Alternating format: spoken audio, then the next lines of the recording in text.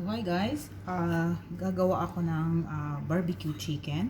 Ito nakaano na siya, naka-marinate ko na siya. Kasi ito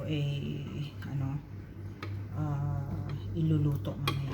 So ang pagmamarinate nito, ang linalagay ko ito, pula na asukal. Bali, isang kutsara. Depende sa inyo kung maraming manok. Ito kasi tatlo lang siya.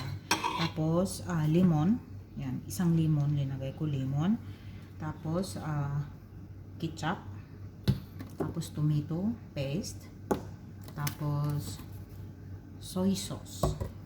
Tapos, konting oil. So, ganito siya. Imamarinate mo siya. Ito, i-overnight ko siya pag marinate. So, para bukas, manuot-suot yung laman niya. Yung kanyang sarap. So, ganito siya malapot. Yan guys, malapot. So, ganito.